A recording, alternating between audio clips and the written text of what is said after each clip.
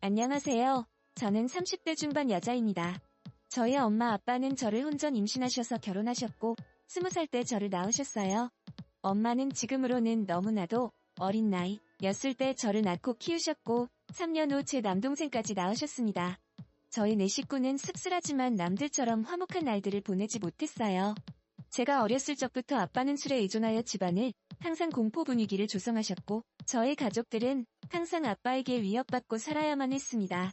엄마는 아빠에 대해 감정이 안 좋아 남자 잘못 만난 본인 신세 타령을 하시며 아빠를 미워했지만 술 안 마셨을 때의 아빠는 절대로 나쁜 분은 아니셨어요. 비록 경제적으로는 능력이 좋으신 분은 아니었지만 정이 많으셔서 사람들을 좋아하시고 자식들을 많이 아껴주신 사랑 많으신 자상한 분이셨습니다. 우리 딸 너희들은 아빠의 보물이야.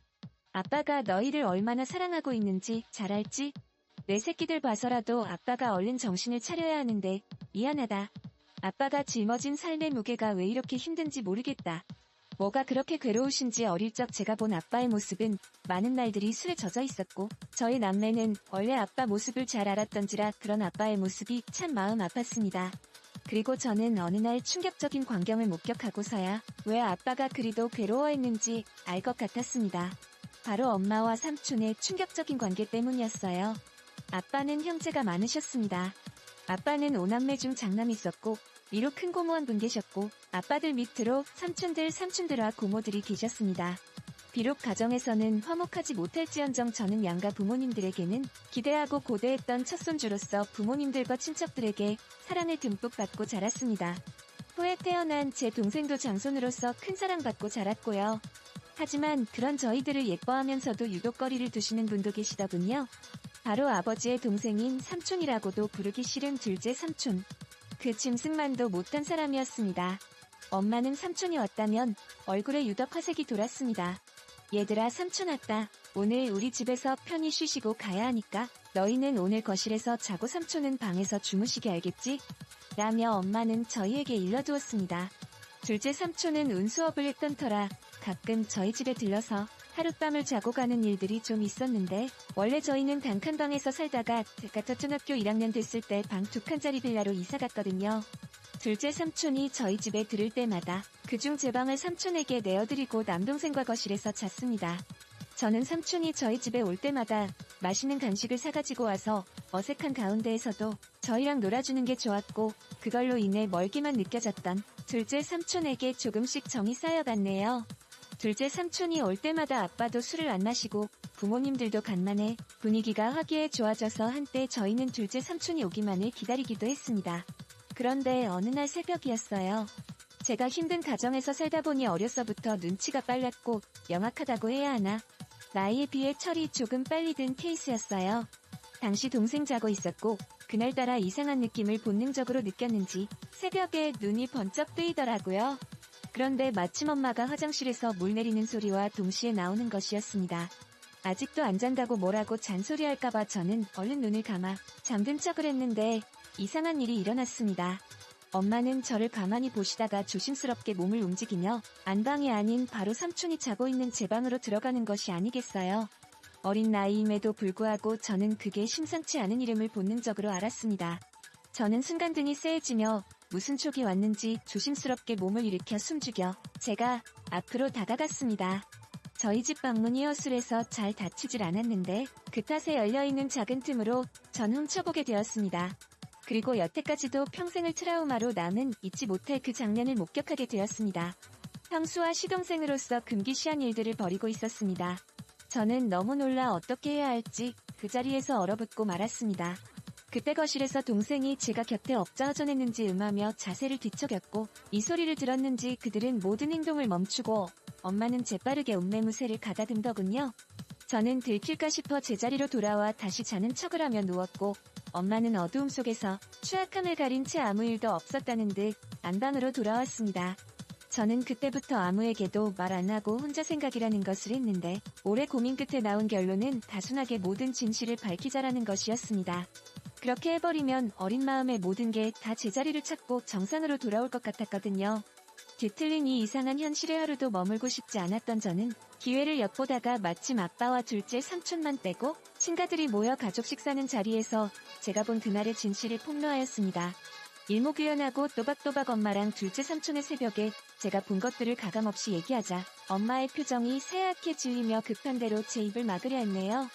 허나 이미 수상하니 느낀 큰 고모는 엄마를 젖혀두고 저를 방으로 데려와 차근차근 무슨 이야기인지 얘기해보라며 말씀하시는데 저는 말하다 말고 목이 메어와 울음을 크게 터뜨리며 말을 이어갔네요.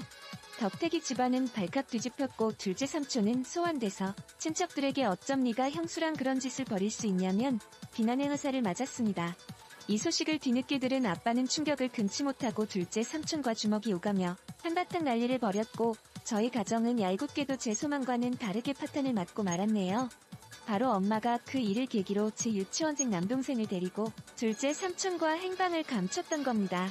훗날 드라마나 영화에서 보는 남녀의 야반도주를 보며 우리 엄마도 동생 데리고 둘째 삼촌과 저런 도피를 했을까 비꼬며 생각했네요. 가뜩이나 술을 필요로 했던 아빠는 아이 술독에 파묻혀 살게 되었고 엄마와 삼촌을 반드시 찾아내어 복수하겠다며 증오심을 갖고 다녔습니다. 아빠는 늘 술을 취한 채 정신적인 고통을 이기지 못하고 자고 있던 저를 이불에 쌓아 조수석에 태우고 어디에도 있는지 모르는 그들을 찾으러 나섰고 그럴 때마다 저는 두려움에 떨어야만 했습니다. 지금 생각해보면 아빠는 저희 폭로가 원망스러운지도 모르겠어요. 눈 감고 귀 닫고 모른 척 했으면 어쨌든 불행한 가정이나 어이울 수 있었을 텐데 그걸 폭로함으로써 파국에 치닫게 돼버렸으니 다 제 잘못이라는 생각이 들었습니다. 이럴 줄 알아서는 얘기하지 말걸 그냥 아빠를 속이고 모두를 속일 걸 진실을 알리는 것만이 꼭 올바른 게 아니라고 생각을 했네요. 다행히 두어 달이 지난 후 엄마는 집에 동생을 데리고 들어왔고 간만에 엄마를 본 저는 그간 마음 고생한 게 싹 치유되면 깊은 안도감을 느꼈습니다. 오랜만에 동생을 봐서도 너무 행복했고 돌아온 엄마로 인해 아빠의 상태도 좀 나아진 것 같아 행복했습니다. 다만 제게 엄마가 사라졌던 후유증은 남았습니다. 잠시라도 눈에 엄마가 보이질 않으면 불안해서 미칠 지경이었어요. 학교 갔다 서둘러 집에 왔는데 엄마가 없으면 빌라나 동네 인근을 다 뒤지고 다녔고 미용실에서 파마를 하고 있거나 동네 사람들과 같이는 엄마를 보고서야 안도의 숨을 내쉬고 했습니다.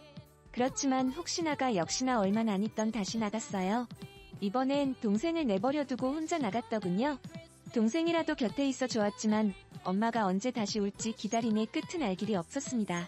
아빠는 행여 엄마한테 연락이 오면 아빠한테 바로 전화하라고 했고 그 사이 저희 동네에서는 소문이 다 돌았습니다. 저희 엄마가 바람나서 집을 나간 것 같다고요? 툭하면 애엄마가 보이질 않으니 그럴 수밖에요. 저는 저희에 대해 함부로 말하는 동네 사람들이 너무 싫었습니다. 다 알고 짐작하면서도 모른 척 확인 사살하려고 저와 마주치면 꼭 묻더군요. 너희 엄마 이번에 너희 두고 또 낳은 거 맞지? 아니 세상에 어떻게 자식들 두고 모질게 나갈 수가 있어? 내가 다 마음이 쓰이네. 불쌍한 것들. 우리 엄마 그냥 멀리 돈 벌러 갔어요.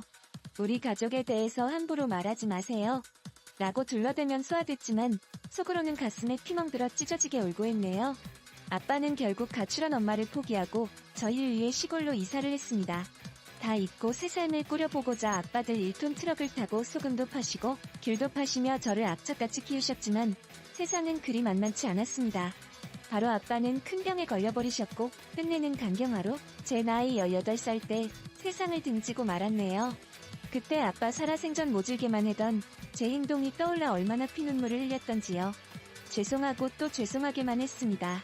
아빠가 돌아가셨어도 엄마랑 삼촌은 잔인하게도 코빼기도 비치지 않더군요.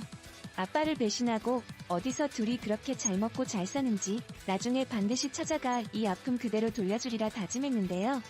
저희는 살기 위해 할아버지에게 맡겨졌다가 성인이 된 후 따로 근처에서 독립을 했습니다. 그리고 시간이 흘러 동생이 군대 갈 때쯤 저 역시 직장을 구해 대도시로 나왔고 또 다시 현실에서 적응하고 있을 무렵 난데없이 엄마 동생인 오랫동안 왕래 없던 외삼촌이라는 작자한테 연락이 닿았네요. 외삼촌이야. 그건 잘 지냈지? 네 아빠 그렇게 되고 동생 건사하느라 네가 누구보다 힘들었을 텐데 내 맘이 다 안쓰럽구나. 고시원 좁고 답답할 텐데 내가 보증금을 좀 대줄 테니 어디 원룸이라도 들어가 살지 않겠니? 순간 의문이 들었죠. 갑자기 외삼촌이 왜 나한테 뭔가 이상해서 좀 알아봤었는데 예상치 못하게도 그간 연락이 끊겼던 제 친엄마가 외삼촌 뒤에 있었던 게 아니겠어요? 저와 동생을 버리고 그 놈이랑 살림 차리겠다고 도망가서 정 빼며 살았을 땐 언제고 이제 와서 왜 이렇게 호의적으로 나오는지 고맙기는커녕 기가 찼습니다. 아빠와 저희를 배신하고 그 짐승 같은 둘째 삼촌놈이랑 도피해서 얼마나 때깔 좋게 잘 먹고 잘 살았는지 확인해봤더니 이게 웬걸? 어느새 남자를 갈아버렸네요. 제가 이 사실을 입 밖에 내니 엄마는 주위를 살피며 은밀하게 말하게 자신 낳고 살다 보니 안 맞는 부분도 많고 사람들 눈도 있고 윤리적으로도 이건 아닌 것 같다 뒤늦게 맘먹고 정리했다. 지난 세월 죄책감 떨치고 새 인생 살고 싶어 너하고도 연락한 거고라고 합니다. 순간 뭐지 싶었네요. 그렇게 쉽게 헤어질 수 있었을 것을 여지껏 저희 가족 생채기 다 내놓고 일이 저질러질 대로 다 저질러 놓은 후에야 헤어졌다니요. 엄마를 가지려고 아빠를 배신한 삼촌도 같은 생각이어서 순순히 헤어졌다는데 말도 안 돼. 그들의 파렴치한 패륜 때문에 상처 입은 사람이 몇인데 멱살 잡고 쫓아다니며 피해 보상이라도 받고 싶었습니다. 엄마는 결국 삼촌과 금기된 사랑을 끝내고 다른 남자랑 세 번째 결혼을 했답니다. 참 능력도 좋으시지. 엄마는 제 동생이랍시고 둘째 삼촌 사이에서 낳은 남자애 여자애 한 명씩을 제기 소개했습니다. 저를 동생들과 함께 인사시키며 얘들은 네 동생이고 너희들도 언니한테 인사해라. 동생 돌보는 거 보니 지금 여기 있는 동생도 잘 돌볼 것 같더라. 다 네 핏줄들이니 마지로서 잘 챙겨라. 뭐니 해도 남보다는 형제가 최고야. 남보다도 못한 형제들도 많죠. 저 나이 애들이나 다 배신이 피가 흐르는 엄마 자식들이인데 나중에 서로 뜯어먹겠다고 뒤통수 치고 그러면 어쩌죠? 라고 대꾸하자 엄마의 표정이 점차 살벌해지기 시작했네요. 전혀 패륜 상황의 내막을 모르는 새아빠는 분위기를 환기시키고자 그저 허하시더라고요. 새아빠는 평범하고 사람 좋으신 분이셨습니다. 엄마는 정말 미웠지만 가족들이 그리웠던 저는 엄마를 용서하고 잘 지내보려고 노력했습니다. 허나 엄마와 삼촌의 트라우마는 쉽게 잊혀지지 않더라고요.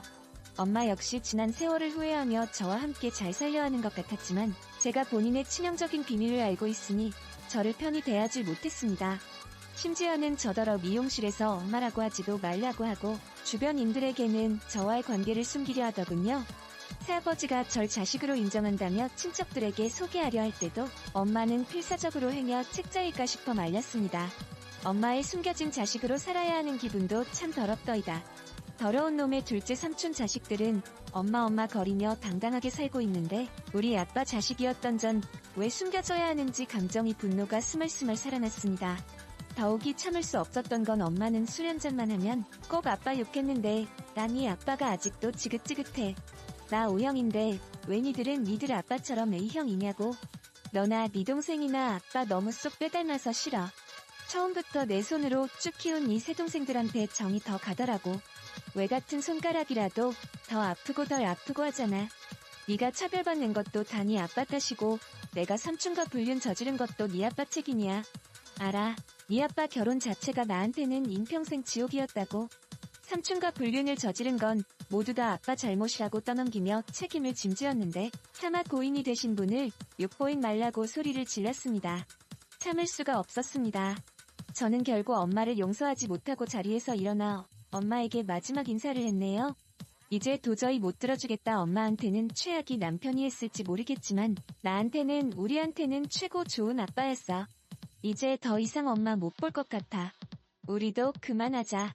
엄마와의 지긋지긋한 인연이야말로 끝내기로 맘먹고 절연을 선언 후 다신 엄마를 보지도 찾지도 않았습니다. 엄마도 마찬가지였고요. 엄마와 저는 지독한 악연이었습니다. 전 여전히 세상에 혼자 지내고 있네요. 남자 두렵고 제 몸에 엄마의 더러운 피가 흐르는 것 같아 저는 결혼을 못할 것 같아요. 엄마 때문에 제 자신도 상대방도 믿지 못해요. 아무튼 영원히 그럴 겁니다.